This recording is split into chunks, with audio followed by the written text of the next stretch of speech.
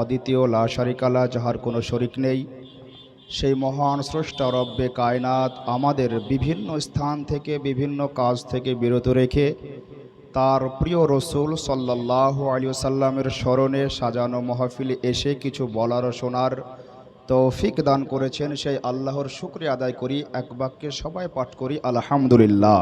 আলহামদুলিল্লাহ। তারপর রসুল আজম সরওয়ারে কায়নাত ফখরে মওজুদাত নবী মুহাম্মদুর রসুল্লাহ সাল্লাল্লাহু তাআলা আলাইহি ওয়াসাল্লামের ওপর শতকোটি দরুদ ও সালাম শান্তির ধারায় বর্ষিত হোক। সবাই পড়ি আল্লাহুম্মা আমিন। সম্মানিত হাজরিন, আপনারা বাদে মাগরিব হইতে এতক্ষণ পর্যন্ত বিভিন্ন ওলামায়ে কেরামের জবান থেকে বিভিন্ন বিষয়ে আলোচনা শুনছিলেন। আমিও আপনাদের সামনে সংক্ষিপ্ত সময়ের জন্য উপস্থিত হয়েছি। আল্লাহ রব্বুল আলামিন হলেন স্রষ্টা। আল্লাহ হলেন স্রষ্টা, সৃষ্টিকর্তা। তিনি হলেন খালিক, মালিক, রাজ্জাক। রব্বুল আলামিন সারা জগৎকে সৃষ্টি করেছেন। ইসলামী মৌলিক আকিদা হলো আল্লাহ ছাড়া, আল্লাহ ব্যতিরিকে প্রত্যেকটা জিনিস হলো মাখলুক, আল্লাহর সৃষ্টি করা। আল্লাহ ছাড়া, আল্লাহ ব্যতিরিকে তার কোটি কোটি মাখলুকের মধ্যে সর্বশ্রেষ্ঠ মাখলুক হলো মুহাম্মদুর রাসূলুল্লাহ। আল্লাহর পরে আল্লাহর সৃষ্টির কোটি কোটি মাখলুকের মধ্যে সর্বশ্রেষ্ঠ মাখলুক, সর্বশ্রেষ্ঠ সৃষ্টি হচ্ছে নবী মুহাম্মদুর রাসূলুল্লাহ সাল্লাল্লাহু আলাইহি সাল্লাম। এই কথায় পৃথিবীর কোনো মুসলমানের আপত্তি নাই, দ্বিমত নাই, মত পার্থক্য নাই যে আল্লাহর পরে যার স্থান, আল্লাহর পরে যার শান, আল্লাহর পরে যার ইজ্জত, তিনি হলেন মুহাম্মদুর রাসূলুল্লাহ।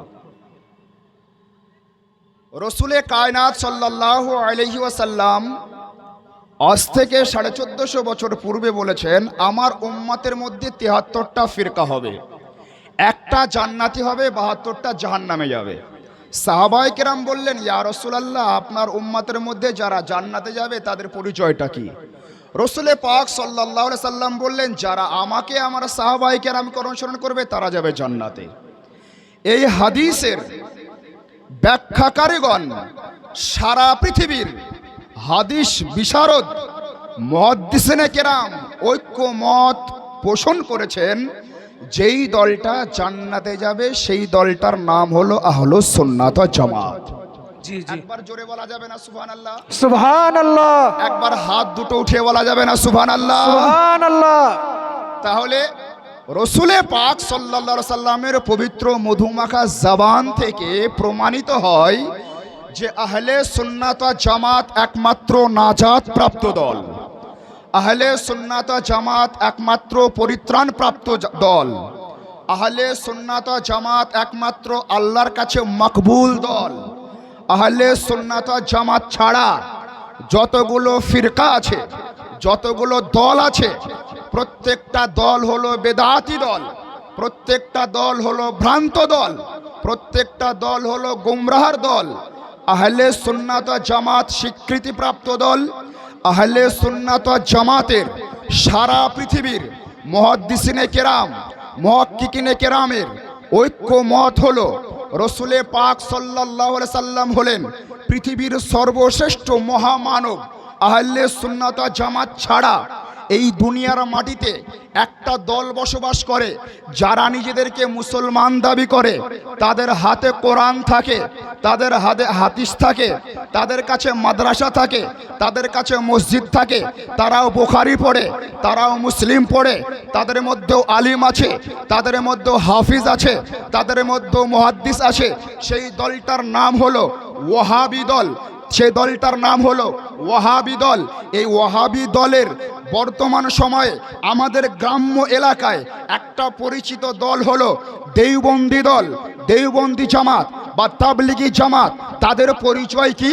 তাদের পরিচয় হলো মানুষকে সঠিক পথে আনার জন্য, মানুষকে নামাজের দাওয়াত দেওয়ার জন্য পেঁয়াজ সাথে নিয়ে, মরিচ সাথে নিয়ে, আলু সাথে নিয়ে, বস্তা সাথে নিয়ে, ঘটি বাটি সাথে নিয়ে মসজিদ মসজিদ তাবলিগ করে বেড়ানো, সেই তাবলিগ জামাতের, সেই দেওবন্দি জামাতের আকীদা হলো রসুলে পাক সাল্লাল্লাহু আলাইহি সাল্লাম আমাদের মতো একজন সাধারণ মানুষ দায়িত্বশীলতার সাথে আপনার সামনে চ্যালেঞ্জ সহকারে বলি, পৃথিবীর মাটিতে কোনো মানুষ যদি নামাজ পড়ে, রোজা রাখে, হজ করে, যাকাত প্রদান করে, ইবাদত আমল দেয়, 100 বার হজ করে, 100 বার উমরা করে, পৃথিবীর সবথেকে বড় ডাক্তার হয়, পৃথিবীর সবথেকে বড় মৌলবি হয়, আর সেই ব্যক্তির ধারণা সমূহের মধ্যে এই ধারণা যদি থাকে নবী আমাদের মতো মানুষ, নবী আমাদের মতো মানব, আমরা যেমন নবীও তেমন,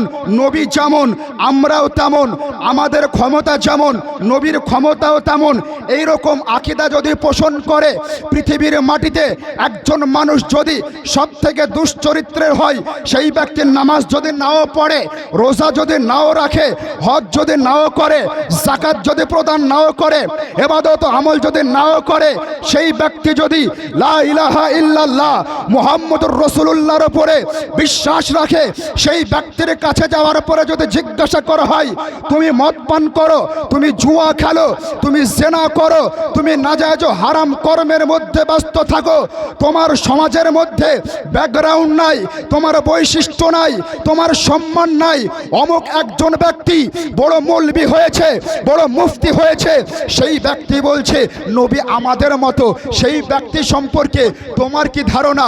ওই ব্যক্তি যাকে আপনি সমাজের লাঞ্ছিত মনে করেন, ওই ব্যক্তি যাকে আপনি সমাজের বঞ্চিত মনে করেন, ছোট মনে করেন, সম্মানহীন মনে করেন, সেই ব্যক্তি বলবে, সেই ব্যক্তির পরিচয় অন্য কিছুতে হতে পারে, সেই ব্যক্তি মুমিন হবে না, সেই ব্যক্তি মুসলমান হবে না, সেই ব্যক্তি কাফের হবে, সেই ব্যক্তি কাফের হবে। মরে যাওয়ার পরে তাকে মুসলমানদের কবরস্থানে দাফন করা যাবে না, জানাজা পড়া যাবে না, তার জন্য মাগফিরাতের দোয়াও করা যাবে না। সুবহানাল্লাহ সুবহানাল্লাহ, বেশক হাকে হাকে। বেরাদারান ইসলাম, তাহলে সারা পৃথিবীর মুসলমানদের এবং মুসলমানদের পথ প্রদর্শক যারা কোরআন সুন্নাহ আমাদেরকে পৌঁছে দিয়েছেন, তাদের ঐক্য মত হলো নবী আমাদের মতো নন। তাবলিগি জামাত, দেওবন্দি, ওয়াহাবিদের মতবাদ হলো নবী আমাদের মতো সাধারণ মানুষ। তাদের দলিল কি? কোরআনে পাকের মধ্যে আল্লাহ বলেছেন, কুল ইন্নামা আনা বাশারুম মিসলুকুম ইউহা ইলাইয়া।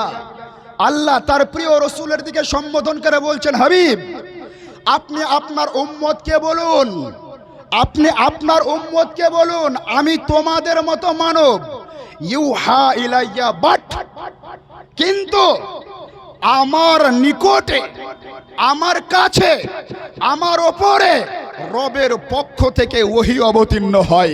সম্মানিত হাজিরিন, এই আয়াত থেকে এটাই প্রমাণিত হয় নবীর ওপরে ওহী অবতীর্ণ হয়, হাফিজের ওপরে ওহী অবতীর্ণ হয় না। নবীর ওপরে ওহী অবতীর্ণ হয়, কারির ওপরে ওহী অবতীর্ণ হয় না, মুফতি মুহাদ্দিসের ওপরে ওহী অবতীর্ণ হয় না, পৃথিবীর কোনো সাধারণ মানুষের ওপরে আল্লাহর পক্ষ থেকে ওহী অবতীর্ণ হয় না। আর এই আয়াতের মধ্যে আল্লাহ মুস্তাফাকে বলেছেন, হাবিব আপনি বলুন, রসুল আপনি বলুন, বন্ধু আপনি বলুন যে হে আমার উম্মত আমি তোমাদের মতো মানব। আল্লাহ আমাদেরকে বলেননি ইয়া আইয়ুহান নাস, হে পৃথিবীর মানুষ তোমরা বলো নবীকে আমাদের মতো। আল্লাহ এই শিক্ষা দেননি। তাহলে আয়াত থেকে বোঝা গেল যে রসুলে পাক সাল্লাল্লাহু আলাইহি সাল্লামকে আমাদের মতো মানব বলতে বলার পিছনে কোনো একটা হিকমত ছিল। হিকমতটা কি? আল্লাহর রসুল দো জাহানের বাদশাহ সাল্লাল্লাহু আলাইহি সাল্লামকে আল্লাহ এমন শক্তি প্রদান করেছে, ছিলেন মুস্তাফা জানে রহমত সাল্লাল্লাহু আলাইহি সাল্লাম যদি আঙ্গুলের ইশারা আকাশের চন্দ্রের উপরে করে দেন, আকাশের চন্দ্র দুই টুকরো হয়ে যায়। মুস্তাফা জানে রহমত সাল্লাল্লাহু আলাইহি সাল্লাম আকাশের দিকে হাতের ইশারা করে দিলে ডুবে যাওয়া সূর্য পুনরায় ফিরে চলে আসে। মুস্তাফা জানে রহমত সাল্লাল্লাহু আলাইহি সাল্লাম কোনো অন্ধ মানুষের চোখে স্পর্শ করে দিলে সে দৃষ্টি ফিরে পায়। মুস্তাফা জানে রহমত সাল্লাল্লাহু আলাইহি সাল্লাম নেড়া মানুষের মাথায় হাত স্পর্শ করে দিলে তার মাথায় চুল গজে যায়। হ্যাঁ হ্যাঁ হ্যাঁ, মুস্তাফা জানে রহমত সাল্লাল্লাহু আলাইহি সাল্লাম সেই মহান ব্যক্তিত্বের নাম যে রসুল পাহাড়ের পাশ দিয়ে যান, পাহাড় থেকে পাহাড়ের পাথরগুলো মুস্তাফার উপরে সালাতু সালাম পেশ করতে থাকে।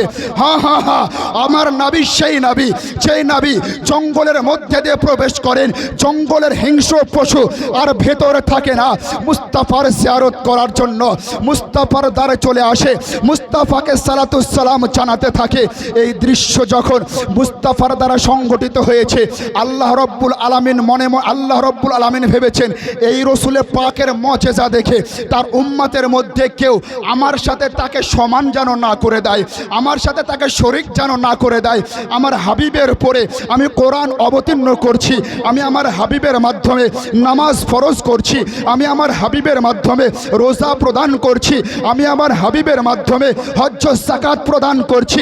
মুস্তাফাকে তার উম্মতের মধ্যে কেউ যেন আমি আল্লাহর সাথে না মিলিয়ে দেয়, আমি আল্লাহর সাথে না মিশিয়ে দেয়, আমি আল্লাহর সমতুল্য না ভেবে নেয়। এই জন্য আল্লাহ সিদ্ধান্ত নিলেন যে মুস্তাফা আপনি আপনার উম্মতকে বলুন যে আমি তোমাদের মতো মানব। সম্মানিত হাজরিন, এবার একটু হাদিসে পাকের দিকে আসুন। সাহাবায়ে কেরাম রসুলে পাক সাল্লাল্লাহু আলাইহি সাল্লামকে অনুসরণ করে মুতাওয়াতির রোজা রাখার সিদ্ধান্ত নিচ্ছেন। রসুলে পাক সাল্লাল্লাহু আলাইহি সাল্লাম বলছেন, হে আমার সাহাবায়ে কেরাম, তোমরা দুর্বল হয়ে পড়বে, তোমরা কমজোর হয়ে পড়বে, লা তাকাতওয়ার হয়ে পড়বে। কেন? তোমরা মুতাওয়াতির রোজা রাখতে পারবে না। মুতাওয়াতির রোজা রাখার অর্থ কি? ধারাবাহিকভাবে রোজা রাখা, না দিনে পান করা খাওয়া, না রাতে পান করা খাওয়া, দিনেও রোজা রাখা রাতেও রোজা রাখা, না সাহরি করা না ইফতার করা, এই রকম রোজাকে বলা হয় মুতাওয়াতির রোজা। সাহাবায়ে কেরাম মুতাওয়াতির রোজা রাখছেন কেন? যে রসুলে পাক সাহিবে লাউলাক সাল্লাল্লাহু আলাইহি সাল্লাম ধারাবাহিক রোজা রাখেন।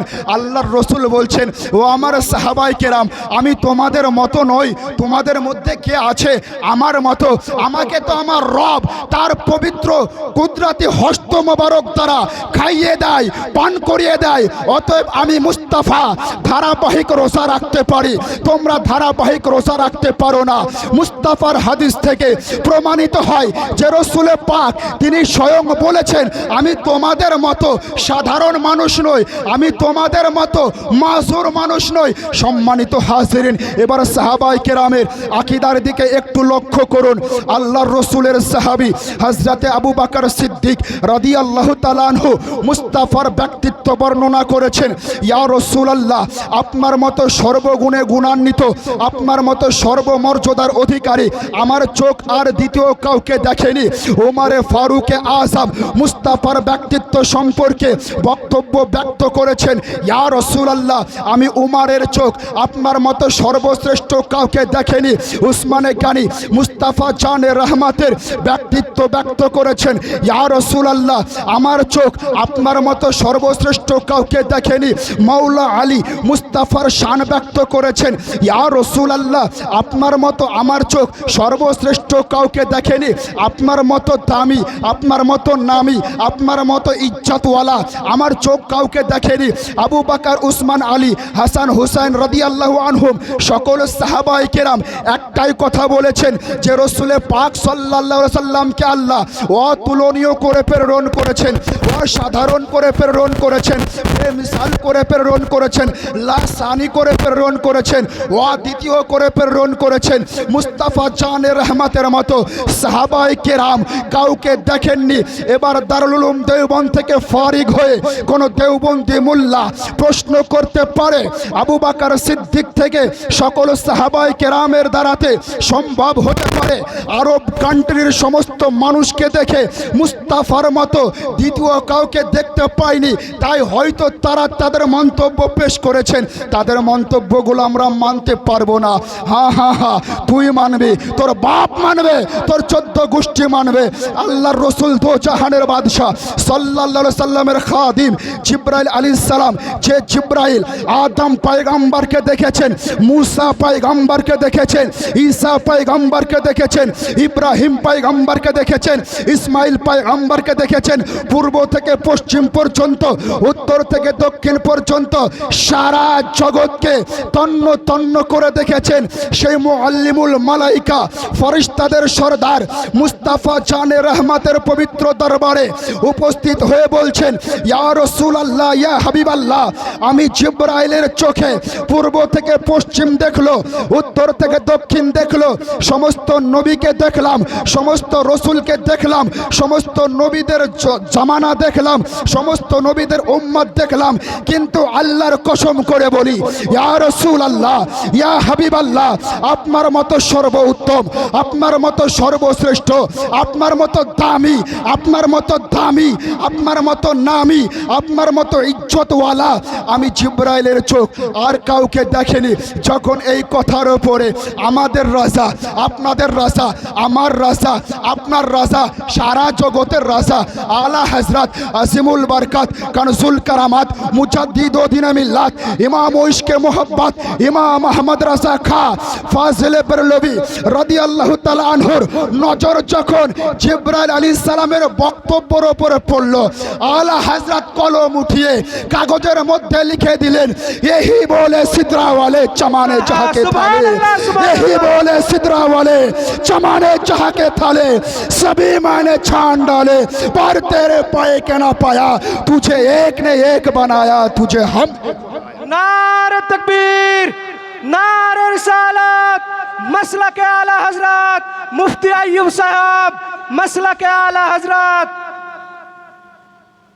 সেই রসুল দো জাহানের বাদশাহ মুস্তাফা জানে রহমত সাল্লাল্লাহু আলাইহি সাল্লাম ঈমানের জান, ঈমানের মূল, মুস্তাফার প্রেম, মুস্তাফার মোহাব্বত, মুস্তাফার ইশক হৃদয়ে না থাকলে সম্পূর্ণ মানুষও হওয়া যাবে না, পরিপূর্ণ ঈমানদার হওয়া যাবে না।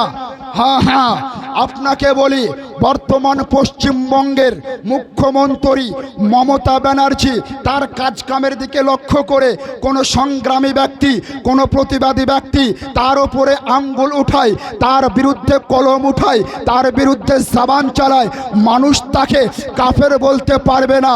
কোনো এমপির বিরুদ্ধে কথা বললে কাফের বলতে পারবে না, কোনো এমএলএর বিরুদ্ধে কথা বললে কাফের বলতে পারবে না, পঞ্চায়েত মেম্বার ঘর বাড়ি চুরি করার পয়সা আত্মসাৎ করলে তার বিরুদ্ধে কলম চালালে মানুষ তাকে কাফের বলতে পারবে না। পৃথিবীর কোনো ডাক্তার চিকিৎসা করতে গিয়ে ভুল করলে, তার প্রতিবাদ করলে মানুষ তাকে কাফের বলবে না। কিন্তু হা হা হা, কেউ যদি 5 ওয়াক্তের নামাজ পড়ে, রমাদান মাসের রোজা রাখে, হজ্জ যাকাত করে, ইবাদত আমল করে, লা ইলাহা ইল্লাল্লাহ মুহাম্মাদুর রাসূলুল্লাহ মুখেতে পড়ে, আল্লাহকে এক বলে বিশ্বাস তো করে, কোরআনকে আল্লাহর কালাম বলে বিশ্বাস তো করে, কিন্তু হৃদয়ের মধ্যে কিঞ্চিত পরিমাণে মুস্তাফা জানে রহমত সাল্লাল্লাহু আলাইহি সাল্লামের শানে বেয়াদবি যদি করে থাকে, তার শানে যদি কোনো রকম কটূক্তি করে থাকে, তার নামাজ রোজা হজ্জ যাকাত ইবাদত আমল সব কিছু ব্যর্থ বৃথা, সেই ব্যক্তি আল্লাহর কাছে মুমিন হিসাবে স্বীকৃত পাবে না, সেই ব্যক্তি কাফের হিসাবে বিবেচিত হবে, সেই ব্যক্তি বেঈমান হিসাবে বিবেচিত হবে। হ্যাঁ হ্যাঁ হ্যাঁ, মুস্তাফা জানে রহমত সাল্লাল্লাহু আলাইহি সাল্লাম সেই মহান ব্যক্তিত্ব আজকে আপনি আমাকে স্বপ্নে দেখবেন, বাস্তব নাও হতে পারে, অন্য কাউকে স্বপ্নে দেখবেন, বাস্তব নাও হতে পারেন। বুখারী শরীফের মধ্যে হাদিস, মুস্তাফা জানে রহমত সাল্লাল্লাহু আলাইহি সাল্লাম বলছেন, মুস্তাফা জানে রহমত সাল্লাল্লাহু আলাইহি সাল্লাম বলছেন, শয়তানকে আল্লাহ এমন ক্ষমতা দান করেছেন, শয়তান চাইলে কুকুরের রূপ ধারণ করতে পারে, শয়তান চাইলে বিড়ালের রূপ ধারণ করতে পারে, শয়তান চাইলে নরেন্দ্র মোদী এসে আপনাকে বলতে পারে আগামী দিনের মুখ্যমন্ত্রী মুখ্যমন্ত্রী পশ্চিমবঙ্গের তুমি হবে, এরকম ভাবে শয়তান অনেকের রূপ ধারণ করতে পারে। কিন্তু মুস্তাফা জানে রহমত সাল্লাল্লাহু আলাইহি সাল্লামের সেই মহান ব্যক্তিত্ব যে রব্বে কায়নাত শয়তানকে এই ক্ষমতা দান করেননি যে শয়তান মুস্তাফা জানে রহমতের রূপ ধারণ করে কোন মানুষের কাছে যাবে। অতএব মুস্তাফা জানে রহমত বলছেন, কেউ যদি আমি মুস্তাফাকে স্বপ্নের মাধ্যমে দেখে সেই ব্যক্তি হাকিকাতে আমি মুস্তাফাকে দেখবে। আর যেই ব্যক্তি মুস্তাফাকে স্বপ্নের মাধ্যমে দেখলো তার জন্য জাহান্নাম হারাম হয়ে গেল, জান্নাত তার জন্য নিশ্চিত হয়ে গেল। আল্লাহর কাছে আমরা দোয়া করব, আল্লাহ আমাদের হৃদয়ের মধ্যে মদিনাওয়ালা মুস্তাফার মহব্বত ধারণ করার তৌফিক দান করুন। আমাদের সকলকে সমস্ত ধরনের ভ্রান্ত মতবাদ থেকে বেঁচে থাকার তৌফিক দান করুন। ওয়া আখিরুদ দাওয়ানা আনিল হামদুলিল্লাহি রাব্বিল আলামিন। আসসালামু আলাইকুম ওয়া রাহমাতুল্লাহি ওয়া বারাকাতুহু।